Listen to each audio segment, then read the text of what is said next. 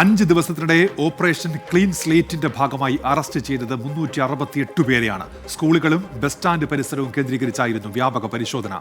ഷഫീദ് റാവുത്തർ ചേരുന്നുണ്ട് ഇപ്പോൾ വിവരങ്ങളുമായി തിരുവനന്തപുരത്ത് നിന്ന്. ഷഫീദ്, എക്സൈസ് നടപടി കടുപ്പിക്കുകയാണല്ലോ, എന്തൊക്കെയാണ് വിവരങ്ങൾ ഷഫീദ്?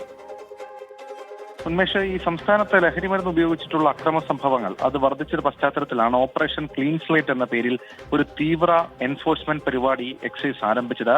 ആദ്യ 5 ദിവസം കൊണ്ട് 360 NDPS കേസുകൾ, ലഹരി കേസുകളിലായി 368 പേരെയാണ് എക്സൈസ് ഇപ്പോൾ അറസ്റ്റ് ചെയ്തിട്ടുള്ളത്. മാത്രവുമല്ല 378 പേരെ ആകെ കേസുകളിൽ പ്രതി ചേർത്തിട്ടുമുണ്ട്. 81.13 ലക്ഷം രൂപ വില മതിക്കുന്ന ലഹരിമരുന്നുകൾ പിടിച്ചെടുക്കുകയും ചെയ്തു. NDPS കേസിൽ ഒളിവിൽ കഴിഞ്ഞിരുന്ന 17 പ്രതികളെയും പുതിയ ഡ്രൈവിൽ അറസ്റ്റ് ചെയ്തിട്ടുണ്ട് എന്നുള്ളതും ശ്രദ്ധേയമായിട്ടുള്ള കാര്യമാണ്.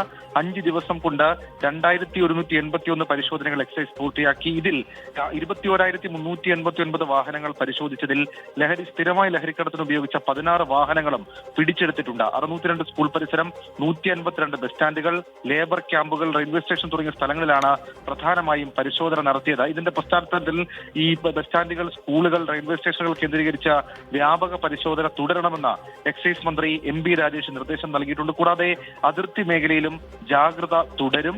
നിലവിൽ ഇപ്പോൾ ഈ പിടിയിലായിരിക്കുന്ന ആളുകളെ അവരുടെ നിയമ നടപടികൾ കഴിഞ്ഞാൽ കൂടി അവരെ കൃത്യമായി തന്നെ ഫോളോ ചെയ്യണം, നിരീക്ഷിക്കണം എന്ന നിർദ്ദേശം കൂടി ഇതുമായി ബന്ധപ്പെട്ട് ഇപ്പോൾ എക്സൈസ് മന്ത്രി MP രാജേഷ് നൽകിയിട്ടുണ്ട്. ശരി, ഷഫീദ് റാവുത്തറാണ് വിവരങ്ങൾ നൽകിയത്.